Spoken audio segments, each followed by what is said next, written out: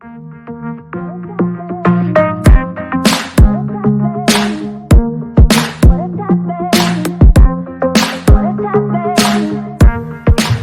मजदूर रास्ते में थे, मार्च अप्रैल की बात है, याद है आपको, घर से बाहर निकलते थे तो हजारों की भीड़ में जा रहे थे और रास्ते में भी मर रहे थे। प्रेग्नेंट औरतें वहीं पे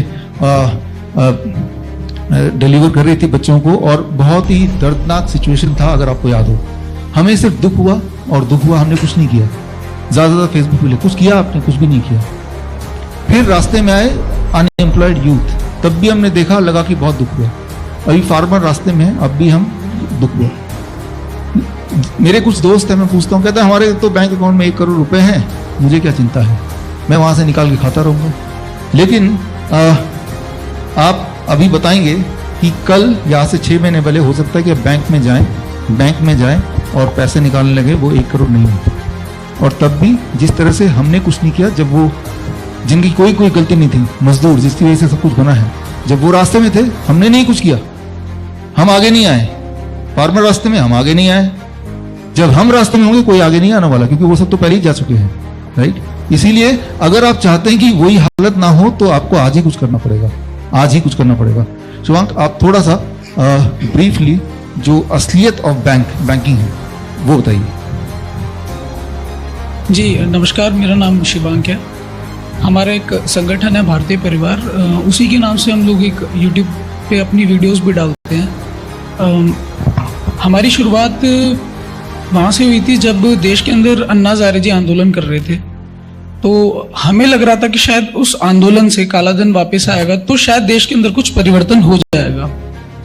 क्योंकि हम निकलते थे तो हमें ये सब परेशानियां दिखाई देती थी कि भाई कोई एक व्यक्ति गरीब है, तो वो मतलब गरीबी क्यों है, और एक नहीं सैकड़ों की संख्या में है, और निरंतर आते ही जा रहे हैं। अगर किसी लड़की का रेप हो रहा है तो बहुत कड़ी सजा दी गई, जैसे अभी भी मतलब गोली मार दी गई, फांसी दी गई, लेकिन उसके बाद भी रेप कैसे हो जाता है? अगर हमें ये लगता है कि डर के कारण रेप नहीं होगा, तो ये सब समस्याएं हमें दिखाई दे रही थी, तो हमें कुछ समझ नहीं आ रहा था। तब जाके कुछ चीज़ों पे समझ बनी कि भाई ये दुनिया चलती कैसे है, और उसको कंट्रोल किस तरीके से किया जा रहा है आज पूरी दुनिया को, और कौन लोग उनको कंट्रोल कर रहे हैं, और उनका एक एजेंडा भी है।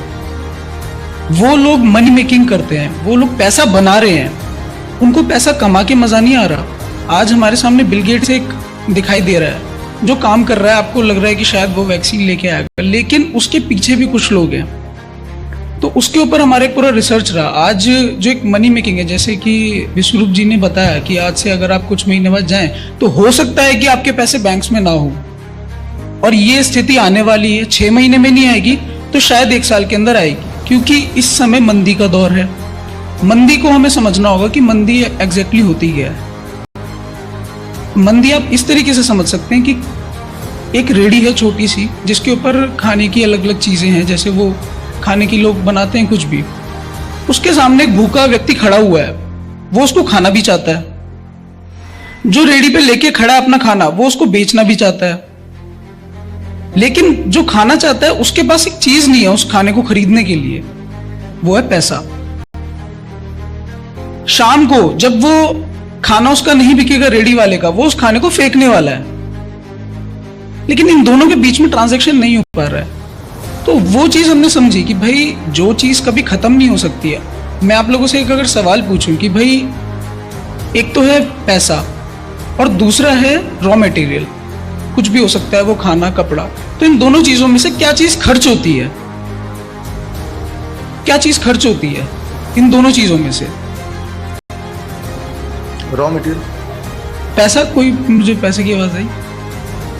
कोई पैसा नहीं। रॉ मटेरियल खर्च होता है, पैसा कभी खर्च नहीं होता, एक्सचेंज में आता है हमेशा, ठीक है, ट्रांसफर होता है एक दूसरे से। तो जो चीज कभी खर्च नहीं हो सकती उसकी कमी कैसे हो जाती है? जो चीज खर्च हो रही है उसकी हमारे पास कोई कमी नहीं है। जितना प्रोडक्शन है हम उससे 10 गुना ज्यादा बढ़ा भी सकते हैं। आज जितना अनाज का प्रोडक्शन हो रहा है हम उससे 10 गुना भी कर सकते हैं अगर डिमांड है तो, लेकिन डिमांड नहीं आ रही। तो इन चीजों को हमने समझा। तो ये जो बैंकिंग है उसके मूल में जब हम गए तो एक बैंकिंग सिस्टम हमें समझ आया कि एक बैंकिंग पूरी व्यवस्था है जिस चीज को रेगुलेट कर रही है, जिसके हाथ में अर्थव्यवस्था है हमारे देश की। हमें ऐसा लगता है कि शायद हमने जिसको चुन के बिठा दिया है वो प्रधानमंत्री हो या राष्ट्रपति हो, शायद वो सारे डिसीजंस ले रहा है, लेकिन डिसीजंस कहीं और से आ रहे हैं। आज वैक्सीन कंपलसरी की जाएगी और ऐसे कंपलसरी की जाएगी कि भाई आपका एक हेल्थ कार्ड बन जाएगा, उसके अंदर आपकी डिटेल्स होंगी कि आप वैक्सीनेटेड हैं या नहीं है। आप ट्रेन में जाएंगे तो आपको टिकट नहीं दी जाएगी उस हेल्थ कार्ड के जरिए कि आपने वैक्सीन नहीं लगवाया, आपको नहीं मिलेगी। आप फ्लाइट में जाएंगे तो टिकट नहीं मिलेगी। आप कितना भी ये सोचे कि मैं वैक्सीन नहीं लगवाऊंगा, लेकिन आपको आज नहीं तो कल वो मजबूरी में लगवानी पड़ेगी। तो ये कौन बाध्य कर रहा है? सब जानते हैं, सरकार में भी, लोग भी, कि भाई वैक्सीन उस चीज का इलाज नहीं है और ये वायरस उतना खतरनाक भी नहीं है। तो वैक्सीन लगाने को बाध्य कर कौन रहा है, ये भी हमें समझना पड़ेगा ना। हम सब सोच रहे हैं कि एक षड्यंत्र है, लेकिन वो कहीं से तो संचालित हो रहा है और जो कर रहा है उसका एक एजेंडा है भाई। तो उसके लिए हमें समझना पड़ेगा कि ये चीजें कहां से संचालित होती हैं, अर्थव्यवस्था से, और अर्थव्यवस्था बैंकिंग संभाल रही है। और बैंक में जैसे कि आज अब आपकी जेब में एक नोट है, उस पर आप देखिए कि उसके ऊपर लिखा हुआ है, मैं आपको अगर 1 रुपए का, अगर 100 रुपए का नोट है या 10 रुपए का नोट है, तो उस पर लिखा हुआ है, मैं आपको 10 रुपए देने का वचन अदा करता हूं। वो एक्चुअल में 10 रुपए है नहीं, वो एक 10 रुपए की रसीद है, ठीक है, जो सर्कुलेशन के अंदर है। और 1 रुपए का नोट जब आप देखेंगे तो उसके ऊपर ऐसा कुछ नहीं है। वो एक, और दोनों में डिफरेंस ये है कि वो गवर्नमेंट ऑफ इंडिया छापती है 1 रुपए का नोट, और 1 रुपए से ऊपर के जितने भी सारे करेंसी है वो रिजर्व बैंक ऑफ इंडिया छापता है। तो इस डिफरेंस को हमें समझना होगा। और ये जो मंदी लाई जाती है कभी भी आती नहीं है, हमेशा मंदी लाई जाती है, महंगाई लाई जाती है बैंकिंग के द्वारा, जानबूझ के लाई जाती है। जिस प्रकार ये होक्स लाया गया कि कोरोना है, और ये सारी चीजें संचालित हैं एक जगह से। उन लोगों का एक एजेंडा है कि उन्हें दुनिया के अंदर वन वर्ल्ड गवर्नमेंट बनानी है, जिसकी नींव रखी जाएगी वन वर्ल्ड करेंसी से।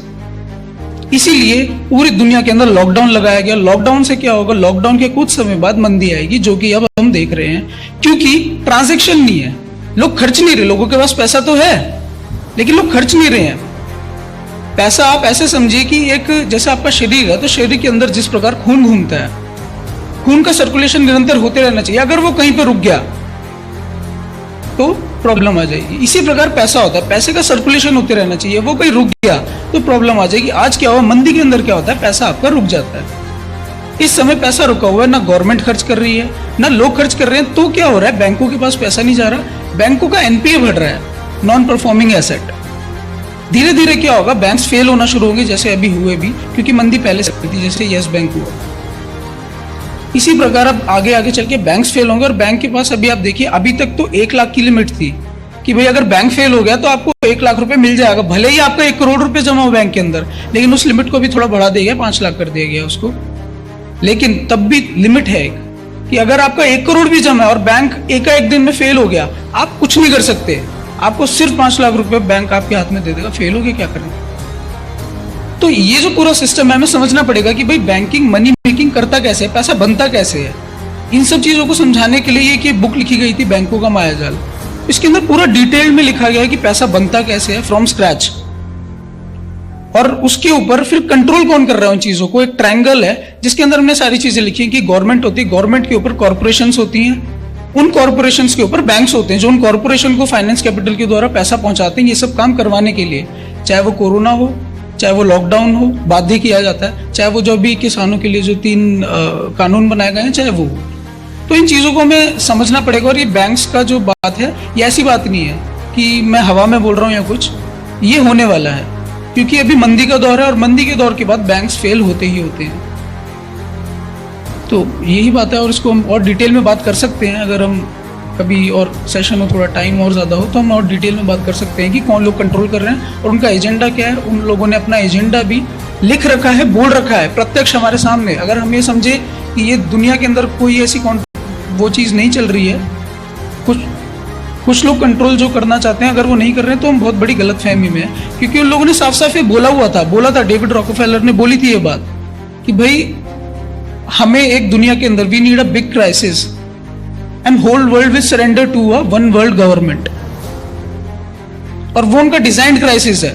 दुनिया के अंदर मंदी लेके आना डिजाइंड है, शेयर मार्केट को गिरा देना डिजाइंड है। जिन लोगों को पता था कि पहले से लॉकडाउन लगेगा, बीच रात में किया जाता लॉकडाउन, बीच रात में ही नोटबंदी की जाती है, पहले से पता होता है कुछ लोगों को कि लॉकडाउन किया जाएगा, उन लोगों को शेयर मार्केट में बहुत फायदा हुआ और उन लोगों की संपत्ति बड़ी भी आप लोगों ने देखा होगा, पता होता है पहले से। जैसे कि 9/11 हुआ, अमेरिका के अंदर अटैक हुआ, उससे पहले बहुत सारे लोगों को वो पता था कि अटैक होने वाला है, उन लोगों ने शेयर मार्केट से बहुत पैसा कमाया। तो हर चीज डिजाइंड है। हम ऐसा समझते हैं कि शायद अपने आप हो गया, शायद कहीं से वायरस क्लिक हुआ फैल गया। सब कुछ डिजाइंड है, अपने आप कुछ भी नहीं होता है। कुछ लोग हैं जिनके हाथ में पूरी पावर है, वो लोग आपके प्रधानमंत्री को भी उसकी जगह पे ले जाके बिठाते हैं, क्योंकि कुछ समय तक हमें नहीं पता होता भाई कौन व्यक्ति प्रधानमंत्री बनने वाला। अचानक उसकी एक हवा चलती है, आप लोगों के मुंह पे उसका नाम आ जाता है। आपके पास दो ऑप्शन होते हैं, या तो ये या तो ये। आप उसमें से एक ऑप्शन को जाके बटन दबा देते हैं और दोनों ही लोग उनके होते हैं। तो हमें ऐसा लगता है कि हम इंडिपेंडेंट हैं, लेकिन कंट्रोल कोई और कर रहा है। तो उसके ऊपर हमें देखना पड़ेगा कि भाई वो लोग कौन हैं। वो लोग एक ट्रायंगल है, बुक के अंदर सब कुछ है। मैं सारी बातें तो एकदम अभी नहीं बता सकता बुक की। उसके अंदर ट्रायंगल है, हमने पूरा लिखा है कि भाई सबसे नीचे तो आम जनता है, उसके ऊपर उस जनता को कंट्रोल करने के लिए पुलिस और आर्मी, फिर उसके ऊपर उनको मैनेज करने के लिए सरकारें, फिर उनके ऊपर कॉरपोरेशन, फिर उनके ऊपर बैंक्स, और उनके ऊपर भी फिर राउंड टेबल कॉन्फ्रेंसेस है, और फिर सबसे ऊपर वो लोग हैं जो कंट्रोल करते हैं और उनका एक एजेंडा है। क्योंकि वो लोग पैसा बनाते हैं, इसलिए उन्हें पैसा कमाने में मजा नहीं आता। हमें ऐसा लगता है कि कुछ ऐसे लोग हैं दुनिया के अंदर, अमीर लोग, जिन्हें पैसा कमाने में बहुत मजा आ रहा है और उनके लिए सब कुछ बिजनेस है। सब कुछ बिजनेस नहीं है उनके लिए। उनका एक एम है कि उन्हें दुनिया के अंदर 21% लोगों को जीवित रखना है, बाकी लोगों को उन्हें खत्म करना है, जिसे हम एजेंडा 21 भी समझते हैं। एजेंडा 21 2021 नहीं है, एजेंडा 21% ऑफ होल पॉपुलेशन है। और वो 21% ऐसा नहीं है कि भारत में से थोड़े से लोग ले लिए, रशिया में से थोड़े से लोग ले लिए, ऐसा नहीं है। वो लोग हैं जो उन लोगों की ब्लड लाइन के हैं, और कुछ उनका काम करने वाले लोग, उनकी नौकरी करने वाले लोग। तो इन चीजों को हमें समझना पड़ेगा। ये वही बात हो जाएगी, अगर अभी हमने नहीं समझा तो बिल्ली आ गई और कबूतर ने आंख बंद कर रखी है, खा लेगी। हम उठाने का प्रयास कर रहे हैं, उठ जाओ। तो आपको समझना पड़ेगा।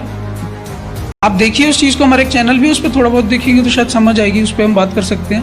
हमारी एक वेबसाइट भी है बैंगजाल.com, उस पर आप जाके रजिस्टर कर सकते हैं। हमसे जुड़ने के लिए हम बात करते हैं, और हम सिर्फ ये लोगों को बताने के लिए नहीं कर रहे हैं। हम लोग अपना पूरा समय दे रहे हैं इस काम के लिए। मैं और कोई जॉब नहीं करता, मेरा सिर्फ और सिर्फ यही काम है। हमारे जितने भी साथी हैं भारतीय परिवार के, हम लोग सिर्फ इसी काम में लगे हुए हैं पूरे तरीके से। तो जी जी जी जी इसका नहीं कई परसेंट नहीं, कई परसेंट लिख लीजिए, लेंगे, लेट हिम कंप्लीट।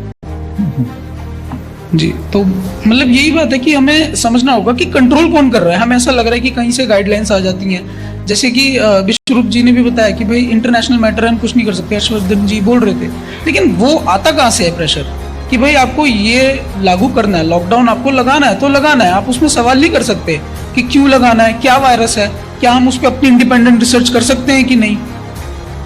भाई कहीं से रिसर्च होके आई, जो कि एक सेंट्रल जगह जैसे वर्ल्ड बैंक है। जैसे कि अभी मैंने आपको बताया कि कुछ लोग चाहते हैं वन वर्ल्ड गवर्नमेंट, तो उसकी शुरुआत इन्हीं चीजों से हुई थी। जैसे यूनाइटेड नेशंस है, जैसे वर्ल्ड बैंक है, जैसे WHO है, वर्ल्ड हेल्थ ऑर्गेनाइजेशन। दुनिया की हेल्थ संबंधी कुछ भी अगर चाहिए तो वो वर्ल्ड हेल्थ ऑर्गेनाइजेशन आपको बताएगा, तब आप करेंगे। ये चीजों को सेंट्रलाइज करने के जरिए है। वर्ल्ड बैंक है, आपको लोन चाहिए तो वर्ल्ड बैंक आके लाके आपको लोन देगा। वो करेंसी जो हम अपने एक्सचेंज के लिए यूज कर रहे हैं, वो हम किसी और से लाके कर्ज पे लेते हैं। इन चीजों को जब आप समझेंगे तो आपको पता लगेगा कि भाई जो एक्सचेंज हम आपस में कर रहे हैं, अपने देश के अंदर जो एक्सचेंज कर रहे हैं, वो करेंसी भी हमें कर्ज पर लेनी पड़ती है। आज अगर आपकी जेब में, यहाँ पे बैठे हुए जितने भी लोग हैं, उनकी जेब में जितने भी रुपए हैं, मान लीजिए 100 रुपए हैं, 10 रुपए भी हैं, वो कभी किसी ने बैंक से जाके लोन लिया था, तब वो मार्केट के अंदर आया और आज आपकी जेब के अंदर है। क्योंकि आज के समय में पैसा ही कर्ज है, कर्ज ही पैसा है। कोई अगर बैंक से लोन ले रहा है तो मार्केट के अंदर पैसा आ रहा है। बैंक्स क्यों फेल होंगे आगे जाके? इसलिए होंगे क्योंकि लोगों ने लोन लेने अभी कम कर दिए। बाजार के अंदर पैसा नहीं आ रहा, बैंक्स फेल होने वाले हैं कुछ समय बाद, इसीलिए फेल होंगे। ग्रेट, तो चीजों को समझ लो जी। धन्यवाद। कुछ रह गया तो बोल सकते हैं।